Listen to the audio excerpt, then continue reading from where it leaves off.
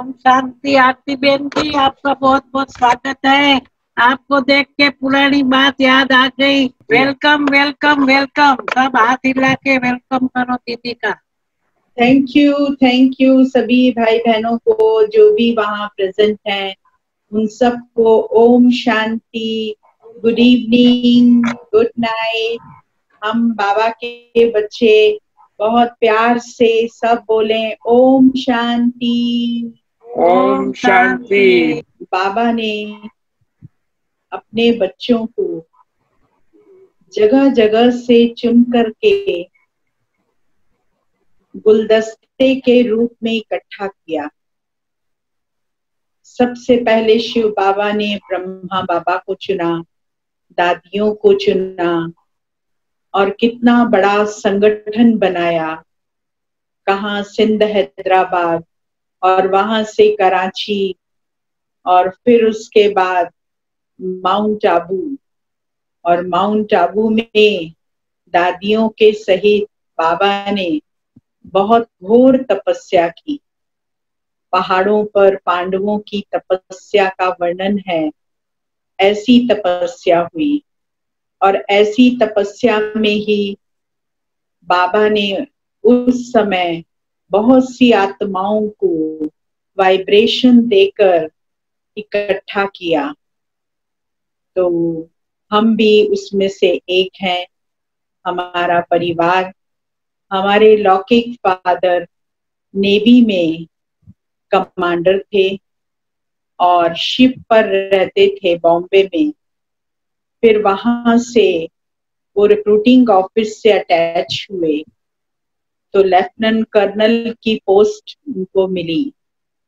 और जब recruiting office से अटैच हुए तो घर, क्योंकि ब्राह्मण परिवार होने के कारण लौकिक में भी ब्राह्मण और अलौकिक तो बाबा ने ब्रह्मा मुख वंशावली ब्राह्मण बना ही दिया। तो ब्राह्मण परिवार होने के कारण घर में पूजा पाठ बहुत होता था, व्रत उपवास, शास्त्रों का पठन पाठन, यज्ञ हवन सब कुछ चलता रहता था। और फादर भी बहुत रामायण का, गीता का पाठ रेगुलर करते थे और साथ में अपना जॉब भी करते थे। हम इंदौर में जब रहे रिक्रूटिंग ऑफिस में तो पूरे मध्य प्रदेश का चक्कर उनकी पोस्टिंग के कारण हमने लौकिक समय में ही लगा लिया था, पूरा एमपी देख लिया था। लेकिन देखिए, ड्रामा के अंदर ये हमको पता नहीं था कि ज्ञान में आने के बाद भी हमको मध्य प्रदेश में ही आना पड़ेगा और यहीं पर सेवाओं का विस्तार करना पड़ेगा। भगवान को अपना ग्राउंड तैयार करने के लिए अनेक प्रयोग करने पड़ते हैं। फिर यहाँ से ट्रांसफर होके, इंदौर से ट्रांसफर होकर दिल्ली में कमांडर जी गए। हम लौकिक पिताजी को पिताजी न कहकर ज्ञान में आने के बाद कमांडर जी के नाम से ही पुकारती थी और माता जी को रानी माता के नाम से ही, क्योंकि बाबा कहता है लौकिक को अलौकिक में परिवर्तन करना चाहिए। तो उस अनुसार जब हम दिल्ली में गए तो दिल्ली में रेड फोर्ट के अंदर हम लोगों को बंगला मिला था जहां हम रहते थे और बहुत बड़ा आलीशान मकान था, बहुत बड़े बड़े कमरे थे, नौकर चाकर भी सब थे। हम तो उस समय पढ़ते थे, 13-14 साल की आयु होगी उस समय। हमारी लौकिक बुआ इस ज्ञान को पहले सुनी है और उन्होंने ही ये ज्ञान का बीज हमारे घर में माता जी के द्वारा डाला। पहले माता जी को ज्ञान सुना करके, ज्ञानामृत दे करके सेवाएं की और वो आते थे हमारे घर में, बाबा मम्मा के बारे में बताते थे, उनकी पर्सनैलिटी के बारे में बताते थे, जो बहुत अच्छा लगता था। तो उस अनुसार फिर हम भी उस चीज को सुनते थे। फिर वहां से रिटायरमेंट होने के बाद हम शक्ति नगर में आकर के हमने मकान लिया फादर ने, और वहां रहने लगे। तब वहां पास में ही गीता पाठशाला थी और उस गीता पाठशाला की माता जी के पास माता जी का भी जाना आना होता था। फिर वो हमको भी ले गए, वहां जाकर के हमने भी ज्ञान सुना। पहले तो देखिए इतना कोर्स वगैरह कुछ भी होता नहीं था, केवल बताया जाता था कि अपने को आत्मा समझो और ये ज्योति बिंदु जो लाइट है इसके साथ ध्यान लगाओ, ये शिव बाबा है। और शिव बाबा के साथ ध्यान लगाने से उसी समय योग का बहुत अच्छा अनुभव हो जाता था। और अनुभव करने के बाद अंदर में ये लगने लगा कि नहीं, यहाँ पर बहुत सुख, शांति, आनंद और प्रेम की प्राप्ति हो रही है। और फिर उसके बाद जगदीश भाई जी ने हमारे लौकिक पिताजी को कोर्स कराया। कमला नगर सेंटर से हम अटैच हुए, जहाँ गुलजार दादी जी और चक्करधारी बहन रहते थे। वहीं हमारा आना जाना होता था। वहीं से ज्ञान की गहराई में धीरे धीरे हम गए और उसके बाद वहां सेवाओं में भी बहुत इंटरेस्ट लिया। और वहां से फिर मधुबन जाने की बात हुई कि बाबा के पास मधुबन जाना है। तो बाबा से परमिशन के लिए लेटर लिखा और बाबा ने हमें छुट्टी दी कि आप आ सकते हैं। तो हम सब मधुबन के लिए, फैमिली पूरी मधुबन के लिए निकली। और जब हम मधुबन पहुंचे तो मधुबन में तो बहुत ही साधारण था उस समय। अभी तो ऊपर नीचे सब जगह बन गया है, लेकिन उस समय केवल पांडव भवन था। और पांडव भवन के अंदर ही हम जाने का क्या रास्ता था, ट्रेन से उतरो और ऊपर जाओ बस से, और फिर उसके बाद वहां पर बैलगाड़ी आती थी। उस समय बैलगाड़ी जो है वाहन थी पांडव भवन का, और बैलगाड़ी में सामान रखते थे और बैलगाड़ी सामान लेकर जाती थी और बाकी सब भाई बहन पैदल ही पांडव भवन जाते थे। और वहां पर जब हम पहुंचे तो उस दिन बाबा ने कमांडर के ऊपर उंगली चलाई थी कि वो लौकिक कमांडर है, हद का कमांडर है, शिप चलाने वाला, और मैं हूँ बेहद का कमांडर जो इस भव सागर से सबको पार ले जाता हूँ। तो बाबा ने उस पर मुरली चलाई। हम लोग लेट हो गए पहुंचने में। तो पता चला बाबा कुटिया में बैठे हैं। तो हमसे पूछा कि आप पहले फ्रेश होके आए फिर बाबा से मिलेंगे। तो हमने कहा नहीं, एक सेकंड, परमात्मा की, बाबा की झलक हमको जरूर लेनी है।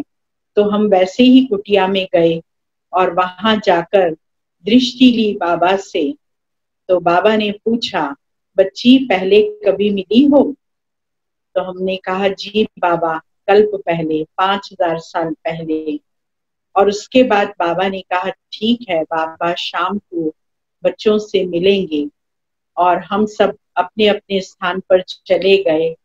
एरोप्लेन जो है, जहाँ निर्वैर भाई जी रहते थे ऊपर, वहां पर हम लोगों को ठहराया गया था। और वहीं से हम रोज बाबा के कमरे के अंदर बाबा का साक्षात्कार सुबह सुबह कर लेते थे। बाबा ने फिर शाम के समय हमें जो टाइम दिया, तो अपने कमरे में ही बाबा बैठे हुए थे और वहां पर बाबा ने हम सब परिवार को बुलाया। दीदी जी उस समय वहां थी और दृष्टि दी। दृष्टि दी तो दृष्टि में इतनी पावर थी कि गदगद हो गए। दृष्टि लेते ही आंखों से अश्रु धारा बहने लगी और इतनी ज्यादा बही कि उसके रुकने का कोई सवाल ही नहीं था। बाबा ने गले लगाया और कहा बाबा ने कि बच्ची योगी है, योगन बच्ची, बहुत समय से भगवान को खोज रही थी और अभी भगवान मिला है, तो इसीलिए इनका दिल भर भर आ रहा है। फिर बाबा बहुत अच्छे से मिले, बच्चों को रिफ्रेश किया और उसके बाद अमृत वेले का योग करने के लिए बाबा ने बताया। दिनचर्या फिर दीदी के द्वारा और गुलजार दादी जी के द्वारा पता चली। तो दूसरे दिन अमृत वेले जब हम गए योग करने के लिए, तो उस समय बाबा स्वयं योग कराए, और योग कराने के बाद इतनी पावरफुल दृष्टि थी। बहुत देर तक दृष्टि नहीं थी, लेकिन वो 1 सेकंड की दृष्टि, क्योंकि बाबा की नजरें, जैसे अभी भी आप देखते होंगे बाबा के फोटो में कि बाबा की नजरें स्थिर नहीं आपको दिखाई देंगी, ऐसे ही बाबा की उस समय की नजरें इतनी स्थिर नहीं, एक ही जगह स्थिर नहीं थी, लेकिन चारों तरफ बाबा की नजरें घूम रही थी। लेकिन जैसे ही वो नजरें नजरों से मिली, और ऐसा अनुभव हुआ जैसे 1000 वोल्ट का करंट पूरे शरीर से निकल गया और पूरा हॉल प्रकाश से भर गया था। एकदम जैसे चांदनी रात होती है ऐसा हो गया था, और बहुत अच्छा लग रहा था। उस समय बहुत छोटा ग्रुप था मधुबन में, मैं समझती हूँ 50-60 का ग्रुप रहा होगा। उस समय अपनी रोजी बहन के माता पिताजी भी थे, और अंगना भाई बेंगलोर से आए हुए थे, और मैं समझती हूँ कि जयंत भाई भी उस समय पहुंचे थे वहां पर, क्योंकि इनकी सगाई हो गई थी और इसके लिए बाबा से परमिशन लेने आए थे। बचपन से सगाई हुई थी, शादी के लिए घर वालों का फोर्स हो रहा था, तो इनको उस समय हमने देखा था और बातचीत भी हुई थी, परमिशन लेने ये आए थे, ऐसा मैं समझती हूँ। बहुत समय हो गया है उस बात को, तो कितनी वो सही होगी वो तो जयंत भाई ही आपको बताएंगे। लेकिन बाबा ने अपने योग की शक्ति से, संकल्प शक्ति कैसे बाबा कैच करते थे उसका भी अनुभव कराया। माने और बचपन से ही बाबा ने हर चीज में, जैसे बाबा कहते हैं ना कि हर कला में निपुण होना चाहिए, तो हर कला में निपुण बाबा ने किया। चाहे वो संगीत कला थी, चाहे नृत्य कला थी, चाहे पाक कला थी, और पढ़ाई में भी हिंदी, इंग्लिश, सब लैंग्वेजेस का ज्ञान। माने इतनी छोटी सी आयु के अंदर साधु महात्माओं की पुस्तकें पढ़ना, उनका सारा कैसे अशरीरी बनना है, माने आध्यात्मिकता की तरफ दृष्टि हमारी कहाँ गई, आध्यात्मिकता की तरफ। और आध्यात्मिक ज्ञान से कैसे सबने अपने जीवन में प्राप्ति की है, उस चीज का अनुभव करने के लिए हमें संकल्प पाया कि हमें भी अनुभव करना चाहिए, जैसे ये अपनी पुस्तक में लिख रहे हैं। तो बाबा ने प्रैक्टिकल में उन चीजों का अनुभव कराया। हम 10 दिन पांडव भवन में बाबा के साथ रहे, बाबा खुद हमारे साथ चले, पूरा पांडव भवन बाबा ने दिखाया, और बहुत सारी गौएं भी बाबा के पास थी, उन सब के नाम भी बाबा ने दादियों के ऊपर रखे हुए थे, वो भी बाबा ने दिखाया कि कैसे गौएं रहती हैं यहाँ पर और कौन सेवा करता है। और बाबा ने हम बच्चों को पावरफुल रीति से संकल्पों के माध्यम से, क्योंकि अमृत वेले जो योग चलता था वो बाबा योग क्लास के बाद जो वहां पर ऑफिस है निर्वैर भाई जी का, उधर थल्ला बना हुआ है, उस पर खड़े हो जाते थे और वहां से फिर दृष्टि देते थे। तो दृष्टि लेते हुए ऐसे अनुभव होता था जैसे हम गोप गोपियां हैं, कृष्ण कैसे गोप गोपियों के साथ मिलन मनाते थे, उस चीज का प्रैक्टिकल अनुभव उस समय होता था। तो ऐसा बाबा ने समय प्रति समय अनुभव कराया। भाषण लिखने के लिए भी टॉपिक दिए बाबा ने सभा के अंदर, और कहा बच्चे सब लिख कर लाएं। चार्ट भी लिखने के लिए जो आजकल मुदरियों में बाबा का आ रहा है बहुत, कि बच्चों को चार्ट रखना चाहिए, वो भी निरंतर रखने का अभ्यास शुरू किया। फिर बाबा ने कहा बच्चे मुरली सुनने के बाद बच्चों को छत पर चले जाना चाहिए, तो वो भी जाकर के अभ्यास किया, छत पर जाकर के भी अभ्यास किया। तो एक दफे हम ब्रह्मा भोजन हो रहा था वही मीटिंग हॉल में, छोटा जो हॉल है वहां पर। तो ब्रह्मा भोजन में बाबा आकर के संदल पे बैठे ब्रह्मा भोजन का स्वीकार करने के लिए। तो जैसे हम भोजन परस रहे थे, तो भोजन परसते परसते हम सबसे आखिरी की लाइन में जाके बैठे।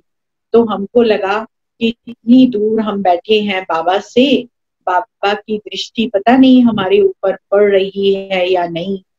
तो तभी थोड़ी देर में बाबा ने एक भाई को बुलाया और कहा, जाओ ये टोली वहां पर आखिरी में वो बहन बैठी है उसको देख कर आओ, तो वो बच्ची को देख के आओ। तो बाबा, वो भाई आया और हमको देख के गया।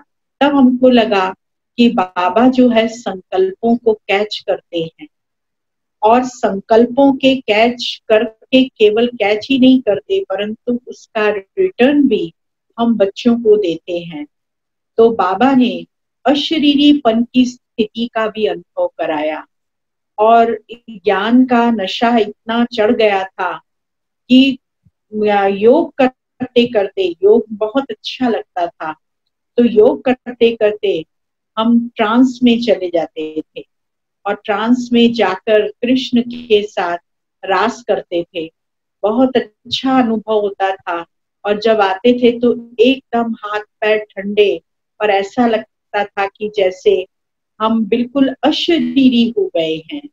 और फिर बहुत देर के बाद वो रिकॉलिंग आती थी इस देह की, शरीर की। और उसके बाद एक दफे बाबा ने वहां पर ही कब्रिस्तान का, आप सब जानते होंगे जो पुराने भाई बहन हैं वो इस बात को जानते होंगे कि कब्रिस्तान किसको कहा जाता है। उसमें बाबा हॉल के अंदर सभी भाई बहन जो इंटरेस्टेड होते थे उनको लेटा देते थे। लेटाने के बाद दीदी वगैरह बाबा वगैरह दृष्टि देते थे, और दृष्टि देने में इतना आनंद आता था कि बहुत सारे भाई बहन ट्रांस में चले जाते थे। माने ट्रांस में जाके वहां ब्रह्मा बाबा का किसी को दिखता था, किसी को सूक्ष्म वतन के सीन नजर आते थे, किसी को श्री कृष्ण का साक्षात्कार होता था। ऐसे अलग अलग सबको अनुभव होते थे, और उस अनुभव के आधार पर सब उस चीज का अनुभव करते थे, और अनुभव के साथ साथ सब एकदम गदगद हो जाते थे। माने बाबा इतनी पावर भर देते थे सभी आत्माओं में कि उनको हमेशा वो यादगार बनी ही रहती, कभी भूलती नहीं थी। माने जैसे ठप्पा लग गया, पक्का ठप्पा। तो बाबा ने भिन्न भिन्न तरीके से बहुत मजबूत भी बनाया, इतनी पावर भरी, शक्तियां भरी, जिससे कि हम आगे चलकर, क्योंकि पहले तो पढ़ाई में ही बच्चों का बुद्धि रहती है कि हमको तो पढ़ना है, यही संकल्प भी हमारा भी था कि अभी तो पढ़ाई करनी है, पढ़ाई करके फिर हम इस ज्ञान यज्ञ में आएंगे।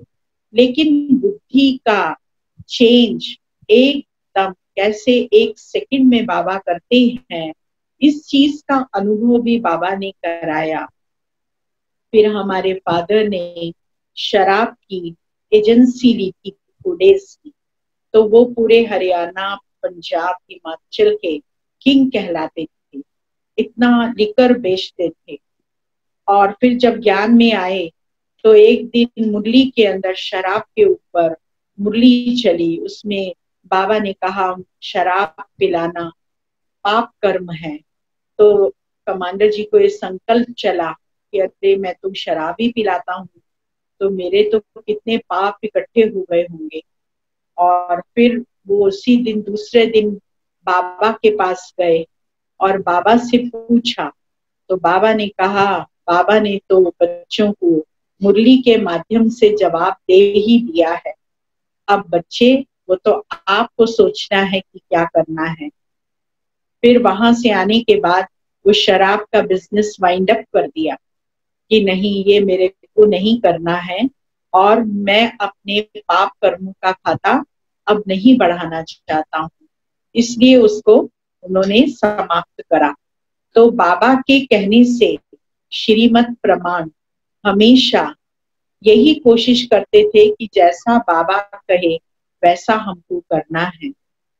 फिर ऐसी घड़ी भी आई जिसमें बाबा शरीर अव्यक्त हुआ, व्यक्त से अव्यक्त। उस समय हम लोग दिल्ली में थे और दिल्ली में जब हम शाम के क्लास कराती थी तो उस क्लास में जब योग कराते थे 2-3 दिन से ऐसा अनुभव हो रहा था कि जैसे बाबा सामने आते हैं और मुंह पर कपड़ा डलता है और बाबा दूर चले जाते हैं। ऐसे 2-3 दिन से लगातार हो रहा था और फिर 34 दिन ये सूचना आई कि बाबा अव्यक्त हो गए हैं। तो उससे बहुत दुख हुआ, क्योंकि ये संकल्प था, बाबा ने कहा था कि बाबा बच्चों के साथ ही जाएगा, अकेला नहीं छोड़ेगा।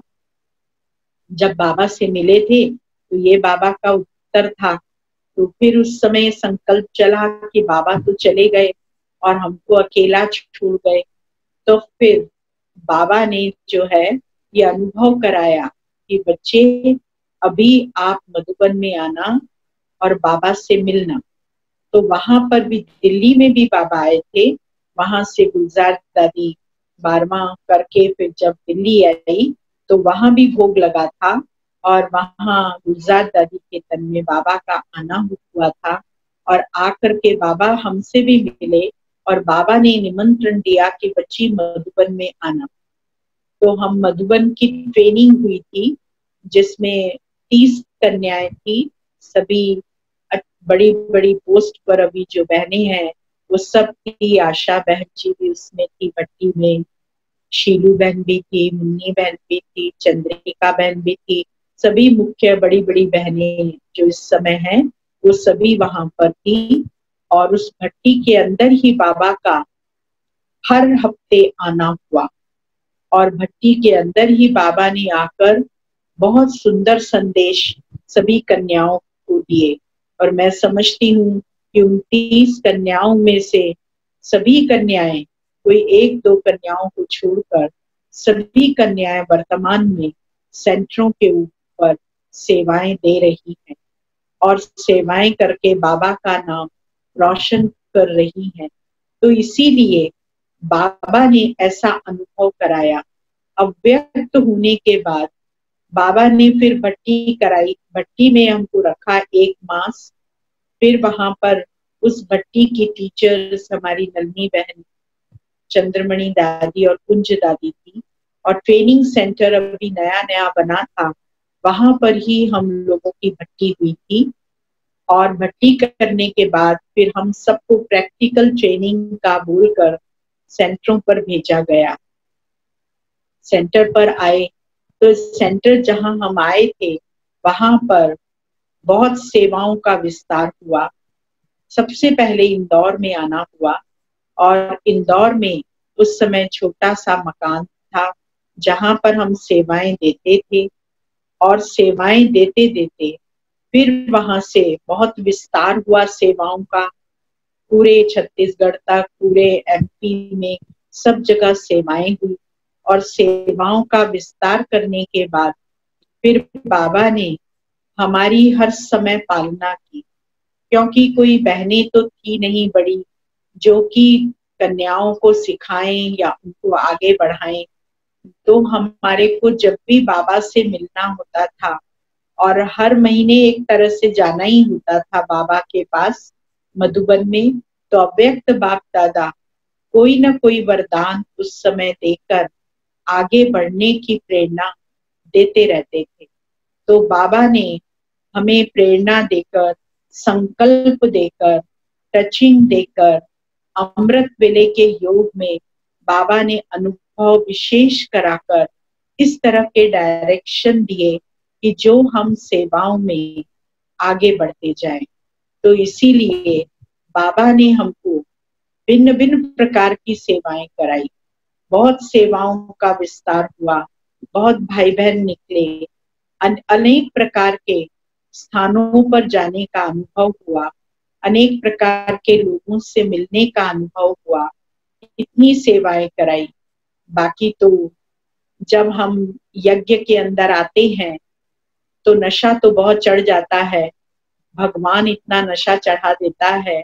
और साकार बाबा को देखा तो और ही नशा तो बहुत पावरफुल था, क्योंकि बाबा की पर्सनैलिटी बहुत ही अलौकिक थी और ऐसी पर्सनैलिटी हमने आज तक किसी की नहीं देखी। और इतना अच्छा मीठे रूप में बाबा बच्चों से बोलते थे, इतना खुश कर देते थे बाबा, और सबकी विशेषताओं का ध्यान रखते हुए बाबा सबसे पुरुषार्थ कराते थे। तो इसीलिए हमेशा बाबा की स्मृति रही। बाबा ने शक्तिशाली बनाया, बाबा ने दिव्य गुणों को धारण करने की प्रेरणा दी और प्रैक्टिकल में कैसे करना है वो भी सिखाया। तो बाबा ने दादियों के माध्यम से बहुत कुछ सिखाया और धीरे धीरे बाबा हमको आगे ले जाने के लिए, हमने आगे होकर के कभी डिमांड नहीं की कि हमको ये बनना है, कि हम आगे बढ़ना है, या कभी सोचा भी नहीं था कि अगर एक सेंटर पर रहते रहते जोन बन जाएगा और जोन इंचार्ज बन जाएंगे, ये भी कभी संकल्प नहीं था। लेकिन बाबा ने अपने आप ही उस चीज को हमारे को दिया तो भगवान ने संभाल के रखने के लिए भी संकल्प बताया कि कैसे रखना है।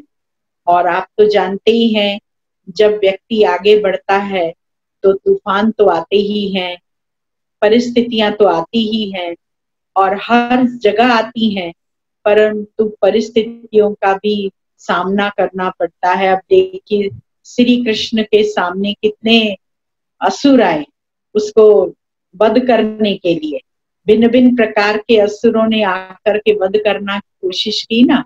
लेकिन हम सुन रहे थे हंसा रावल जी को, वो भी सुना रही थी कि कैसे उनके ऊपर अटैक करने की कोशिश की गई पर बाबा ने बचाया। तो बाबा अपने बच्चों को भिन्न भिन्न तरीके से बचाता है। ऐसे हमने भी अनुभव किया है, 2 दफे एक्सीडेंट हुआ, लेकिन कैसे बाबा ने बचा दिया, एकदम सूली से काटा, कोई खरोंच भी नहीं आई, किसी प्रकार की कोई तकलीफ ही नहीं हुई। और इसके साथ साथ और भी कई प्रकार के परीक्षाएं आई, जिन परीक्षाओं में पास करने का भी सहयोग बाबा ने दिया। बाबा की मदद हर समय मिलती है और हर भाई बहन उस चीज का अनुभव करता है कि कैसे बाबा हमारा मददगार है, कैसे बाबा हमको आगे बढ़ाते हैं।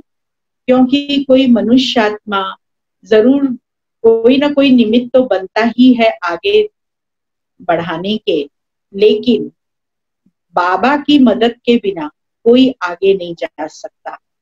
बाबा की मदद होगी तो हमारे अंदर शक्ति आएगी, बाबा की मदद होगी तो हम भव सागर से पार हो जाएंगे। इसीलिए बाबा की स्मृति में रहना ये बहुत आवश्यक है।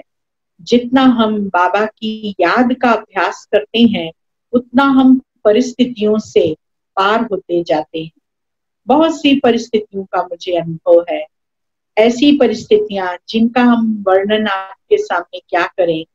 बस इतना ही बता सकते हैं कि कैसे कैसे परिस्थिति आई और उस परिस्थिति से पार करने का रास्ता भी बाबा ने बताया। कोई ना कोई मददगार ऐसा भेज दिया जो आकर मदद करे।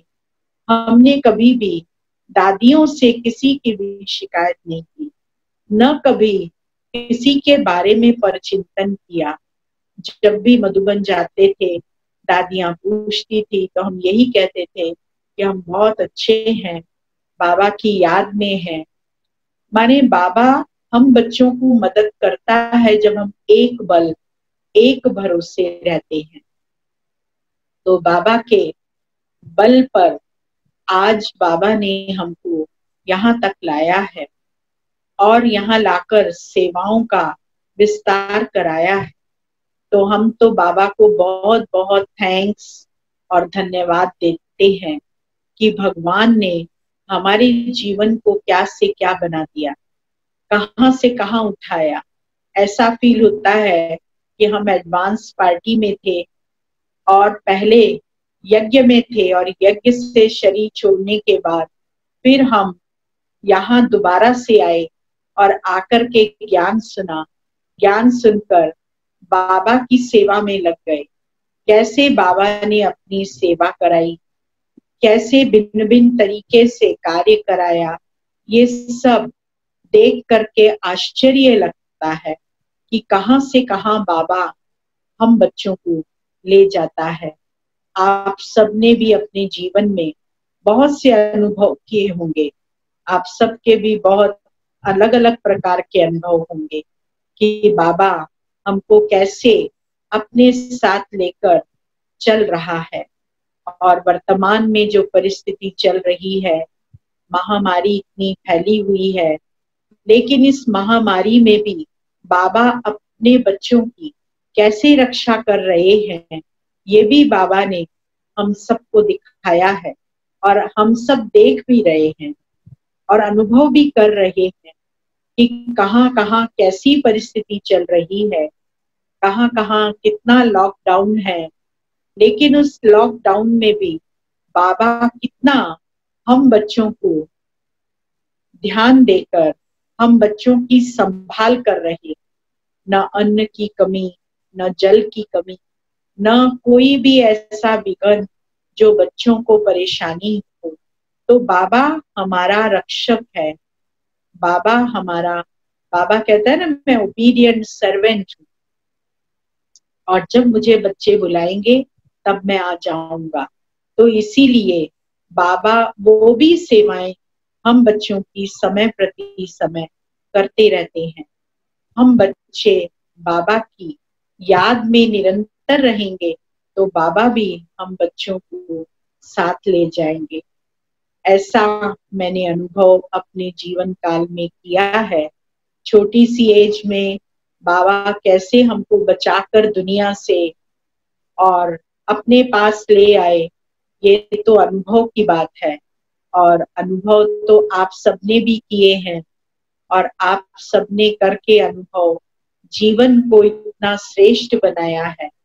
जो भी भाई बहन हमको सुन रहे हैं और देख रहे हैं, उन सब भाई बहनों के अनुभव होंगे, बहुत सुंदर अनुभव होंगे।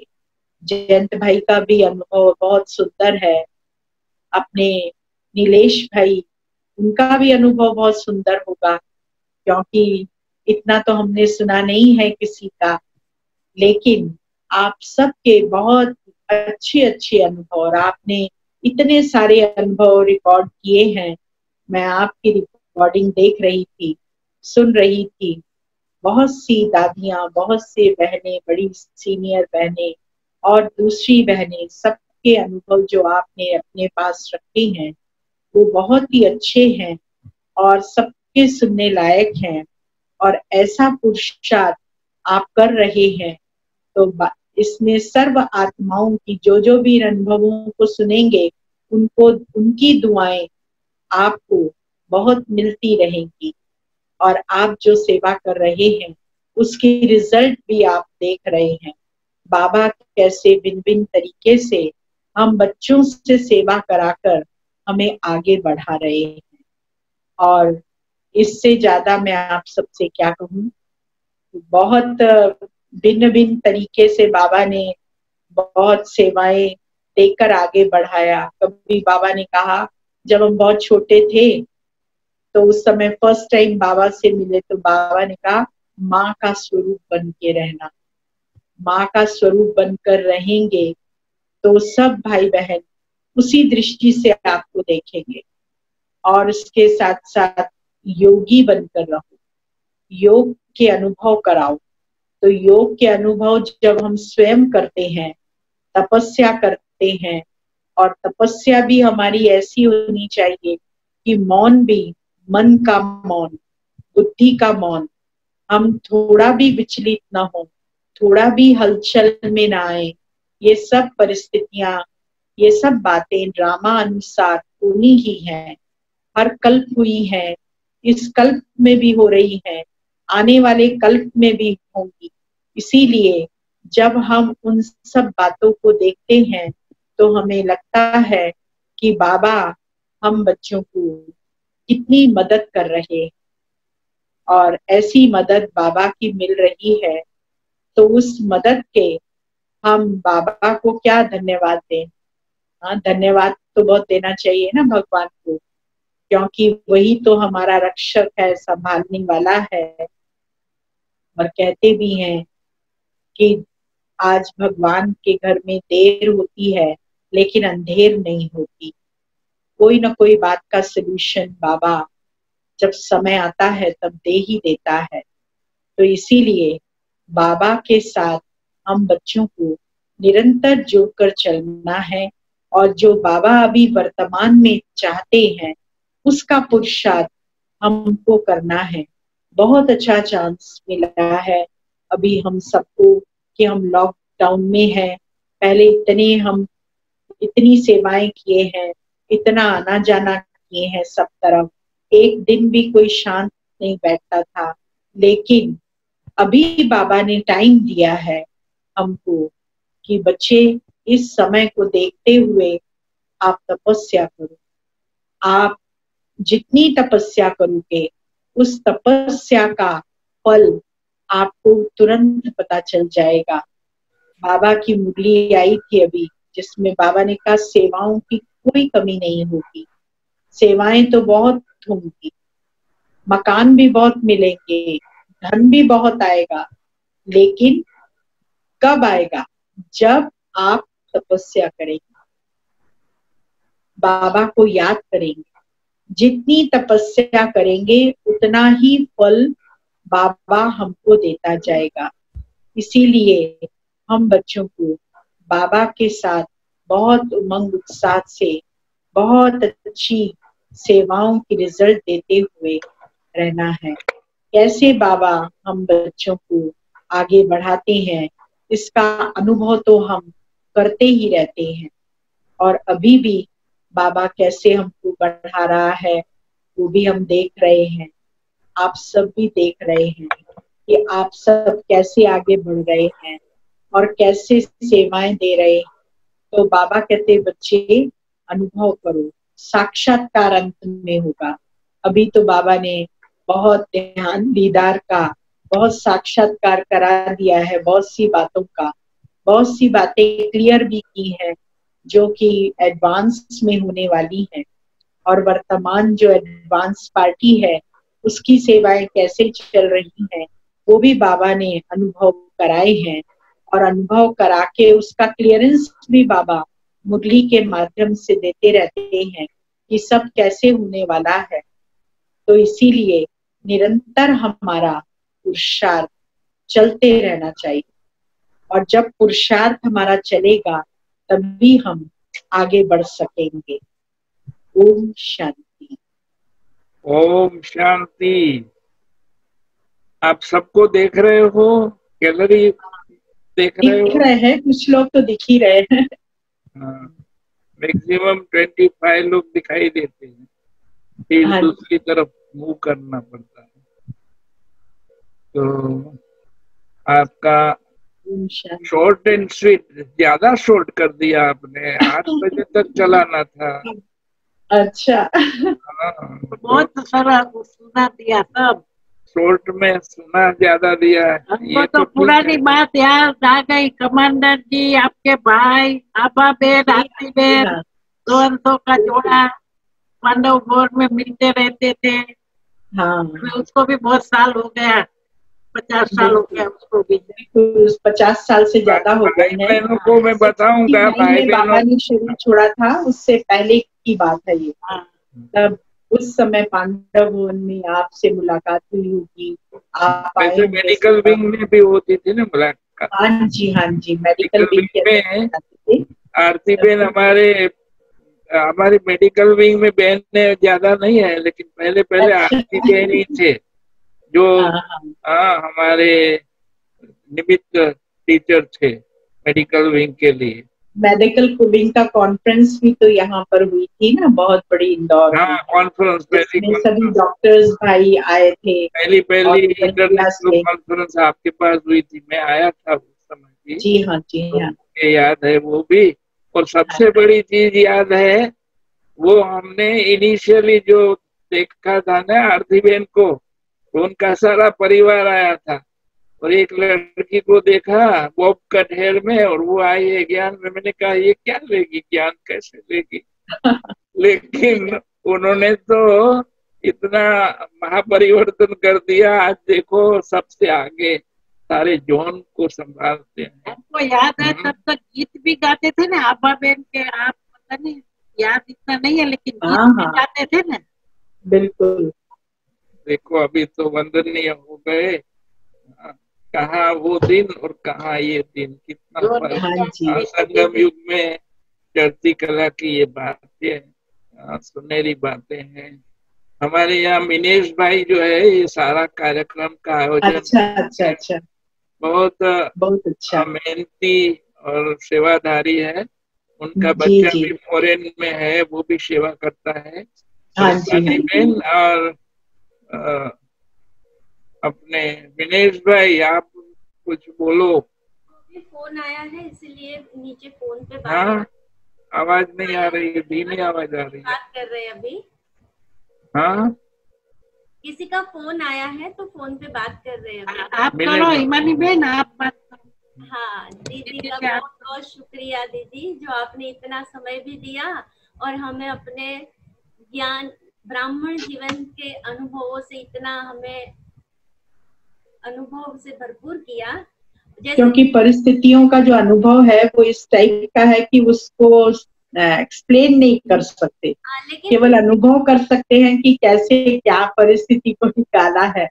इसलिए फिर बहुत ज्यादा विस्तार में बातचीत करने की आवश्यकता नहीं समझी। हाँ, बहुत शॉर्ट में, लेकिन उतना स्पष्ट आपने उसका वर्णन किया जो एक एक चित्र आंखों के सामने आ जाता था। जैसे आप मधुबन में थे, बाबा से मिले, वो सारी बातें जैसे कि दिखाई देती थी। तो आपका बहुत बहुत शुक्रिया दीदी। तो आपने भाई बहनों को कोई पूछना है? समय दिया। आप सब जो बहन बोल रही है उसकी शक्ल नहीं दिखाई दे रही। हेमानी बहन, आप स्पॉटलाइट करो, आप हाथ दिखाइए। वो हिमानी बहन और विनेश भाई है। अच्छा। पर हमारे कारेली बाग के है और बहुत अच्छी पाठशाला चलाते हैं, सेंटर जैसी दोनों। अच्छा। और इसका बेटा अभी कनाडा गया है सेवा के हिसाब से। ये अभी हम है, ये साथ में पोलोमी बहन है, साथ जो है पोलोमी बहन है और चंपा है। PhD किया हुआ है और प्रोफेसर रहे हुए हैं, अभी रिटायर हो के समर्पित है पोलोमी बहन। अच्छा, ये हमारे साथ रहते हैं। और मैं चंपा बहन। हिमानी बहन कौन है? हिमानी बहन पहले आए ना हिमानी बहन। हाँ अभी। अच्छा आप हैं हिमानी बहन। अच्छा। इसने भी MBA किया है। हाँ। पढ़ी लिखी है लेकिन बहुत सेवा करती है ऑनलाइन। बहुत अच्छा। दीदी हमारे डॉक्टर साहब और चंपा बहन के जीवन पर भी एक अनोखी जीवन कहानी बायोपिक बनी है जो YouTube पे चढ़ाई है, ब्राह्मण जीवन की। किसकी जीवन कहानी? डॉक्टर साहब और चंपा बहन के ब्राह्मण जीवन की। ये गृहस्थ जो आश्रम है तो उसमें उन्होंने जो प्रैक्टिकल जीवन में तो उनकी बायोपिक बनाई है। अच्छा। दिनेश भाई ने बनाई है, एक मेहनत करके बनाई है। हाँ। डमी लोगों को रख के फिर कहानी बनाई है, अच्छी है। अच्छा। इन बातों में बहुत माहिर है दिनेश भाई, तो वो बता रहे थे। अच्छा। और जयंत भाई तो चंपा। दिनेश भाई कहाँ है? ये कर रहे हैं। विनेश भाई। हाँ। 1 मिनट में देखती हूँ, फोन पूरा हो गया तो मैं बुलाती हूँ। हाँ बुलाइए। मिले। जरूर। आरती बहन, आपको तो देख करके सारा MP याद आ गया। बहुत आपने विस्तार किया है, बहुत। हाँ, सेवाओं की बहुत सुवास है। बिल्कुल। और बीच में एक बार नारायण भाई भी आए थे, अलीला। हाँ, आए थे ना, हमारे पास आए थे। जी हाँ। गोपाल भाई भी आपके पास आते रहते हैं। हाँ जी। गोपाल भाई के भी आप पहचानते ना, आते रहते हैं। हाँ। और ये नहीं ना, अलीराजपुर, अलीराजपुर। अलीराजपुर से भी बहन है, वो उनको कोई माधुरी काम होता है, बहन। माधुरी बहन, तो आपकी याद अच्छा अच्छा। दिलाती रहती है, क्योंकि उनको इधर से सहज होता है, कुछ दवाई लेना है, कुछ कुछ करना है, हाँ हाँ, आते रहते हैं। माधुरी बहन आती है ना अलीराजपुर से। हाँ, कभी कभी आती है कुछ काम के, हाँ, दवाई वगैरह के लिए। दवाइयों के कारण के ट्रीटमेंट जी कराने। हाँ, जी हाँ। खरीदी भी करनी होती है तो नजदीक होता है नहीं यहाँ बड़ौदा में।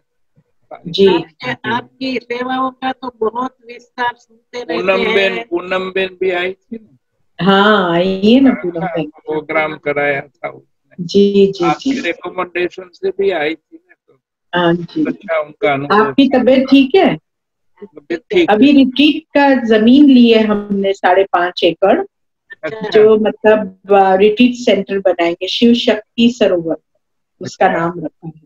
अभिनंदन, अभी अभिनंदन। जानकी जी आई थी उसका भूमि पूजन करने, अच्छा, जब अभी जनवरी में यहाँ इंदौर आए थे तब उन्होंने किया था, शिलान्यास भी किया और भूमि पूजन भी किया।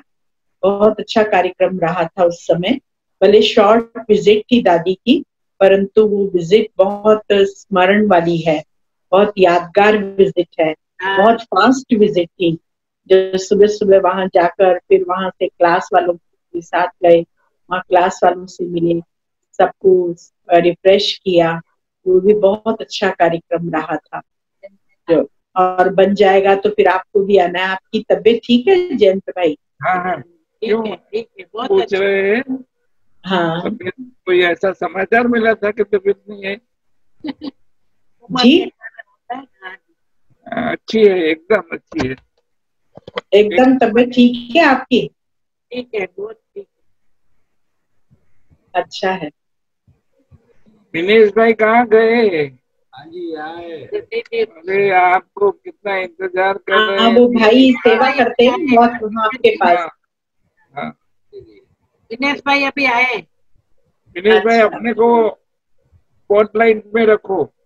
एक मिनट हाँ, दीदी। सुनाई देता है? हेलो, हाँ हेलो आरती बेन को सुनाई नहीं देता है शायद। हेलो। सुन रहा है? सुन रहा है? जी, हाँ, सुनाई दे रहा है। बहुत समय से इच्छा थी आपको बुलाने की, तो मैंने शीतल बहन से बात किया था इंदौर। मैंने कहा दीदी का नंबर भेजो, मुझे अरेंज करना है क्लास। तो शीतल बहन से तो आपके छोटी बहन का नंबर मिला था। फिर मैंने आशीष भाई को संपर्क किया था, वो जर्नलिस्ट है ना अपने, वो आशीष भाई। तो आशीष भाई से आपका नंबर मिला था, फिर संपर्क किया था, क्योंकि आप इतने अनुभवी है तो जरूर सब भाई बहनों को आपका मौका मिले सुनने का। और आज वो सुनहरे पल मिले, आपने बहुत अच्छे गहराई से सब बातें सुनाई, ये हम सब ने पूरी की, तो आपका बहुत बहुत धन्यवाद। ओम शांति। दीदी 3 मिनट आप योग करवाइए, फिर हम पूरा करेंगे। जब्बा बहन कुछ कहना है? बहुत आवाज कम आती है। आवाज कम है। हाँ, अच्छा, कम लेकिन बहुत सेवाधारी भाई हैं, हाँ, बहुत बहुत है। अच्छी बात है। ये जब इसी से लॉकडाउन हुआ ना, तब से बहुत लोगों का अनुभव सुनाने रखा है।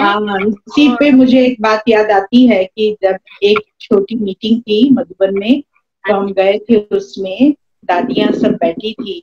तो उस समय दादी जी ने अपने घड़ी का किस्सा सुनाया कि कैसे बाबा ने घड़ी छुड़वाई।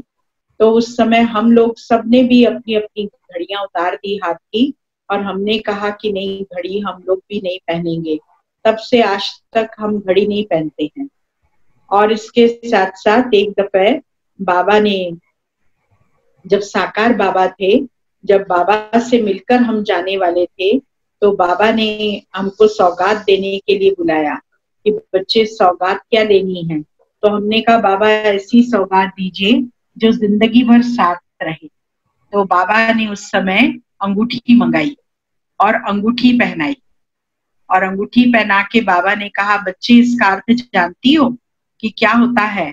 हमने कहा अंगूठी पहनना माना सगाई होना।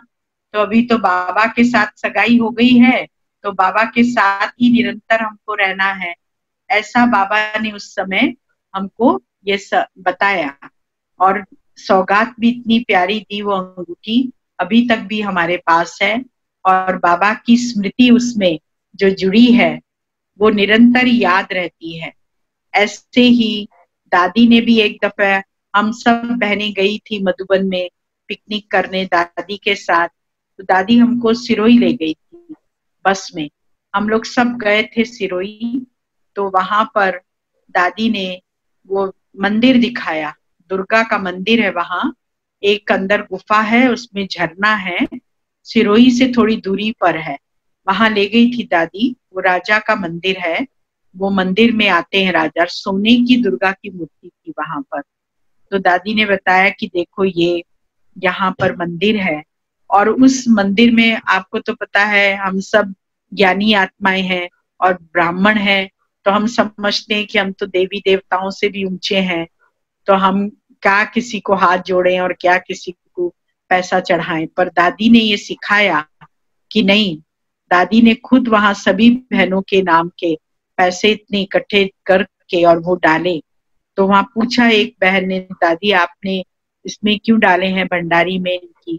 तो दादी ने कहा नहीं, अपन किसी भी स्थान पर जाते हैं तो वहां पर उसका रिगार्ड, उसका रिस्पेक्ट अपने को रखना चाहिए। तो दादी ऐसी छोटी छोटी बातें भी बहनों को सिखाती थी कि हमको किस ढंग से कार्य करना चाहिए। ऐसा मुझे याद आया अभी, ये ऐसे दादियों ने हर समय सिखाया है। दादी ने फॉल नहीं लगाओ साड़ी में, सिंपल सूती साड़ी पहनो। दादियां उस समय शुरू शुरू में पानी की छींटे दे करके साड़ियों को तय करके और गद्दे के नीचे रखते थे, तो प्रेस हो जाती थी साड़ी और वो साड़ी पहनते थे। तो कितना त्याग तपस्या बाबा ने दादियों को सिखाया, और दादियों ने फिर हम सब बहनों को सिखाया। हम सब बहनें भी अगर उसी त्याग तपस्या में जीवन को फॉलो करें जो सिखाया है, रॉयल्टी तो होनी चाहिए, अच्छा भी दिखने वाला होना चाहिए, लेकिन उसमें सिंपलिसिटी भी होनी चाहिए। और जितनी सिंपलिसिटी हमें दादियों से सीखने को मिली है उतना हमें कोई भी नहीं सिखा सकता, क्योंकि दादी खुद ही उसको चीज को लेकर चलती थी।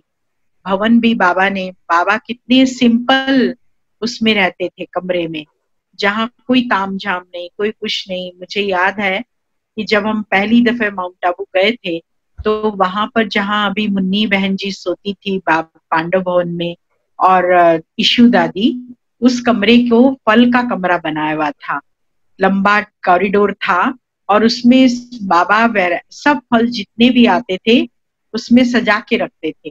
तो बाबा खास दिखाने के लिए ले गए थे कि देखो बच्ची, ये फल यहाँ कैसे सजे हुए हैं, बहुत सुंदर तरीके से व्यवस्थित ढंग से उनको सजाया गया था, वहां पर रैक पे रखे हुए थे जो बहुत ही अच्छे लग रहे थे।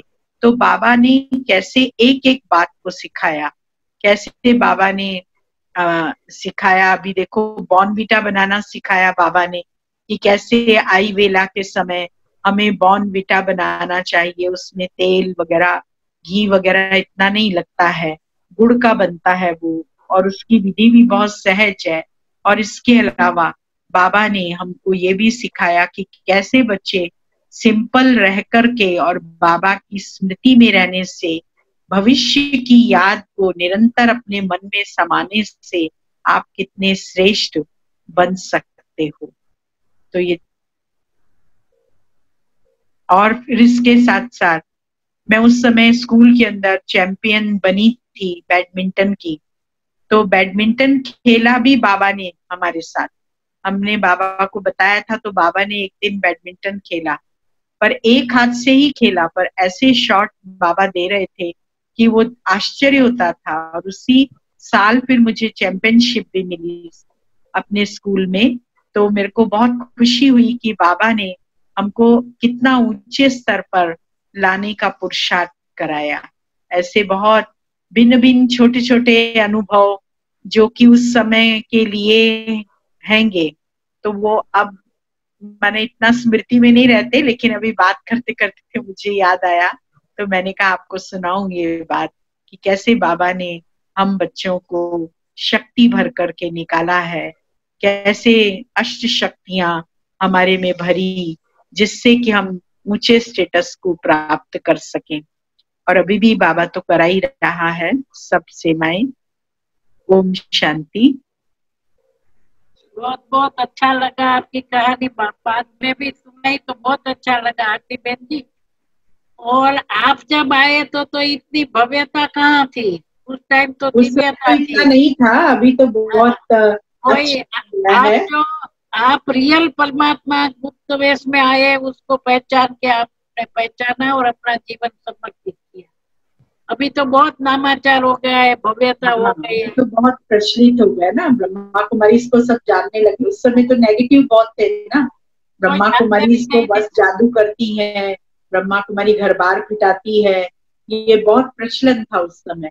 और सभी को रोकते थे कि मत जाओ। लेकिन अभी तो कहते हैं जाओ, सुनो, बनो और टेंशन फ्री बनो। अभी तो कितना बाबा ने बहनों का नाम बाला कर दिया है। आगे ब्रह्मा कुमारी इसको जानने लगे हैं और हम सब ब्रह्मा कुमारियों को मिलकर बाबा का नाम बाला कराना है, बाबा को प्रत्यक्ष करना है। वो पुरुषार्थ अभी बाकी है जो हम सब मिलकर के अब कर ही रहे हैं तपस्या के माध्यम से। और आप लोग भी उसमें सहयोग दे ही रहे हैं।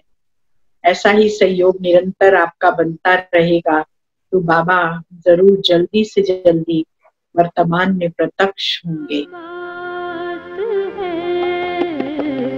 सहज हमें भगवान मिल गए, सहज सरल सब बात है,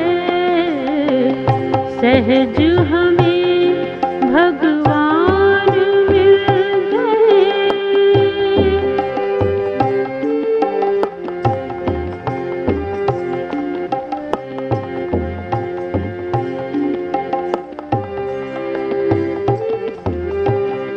सूरज आया, चांद उगा, सब ज्ञान सितारे हिल गए,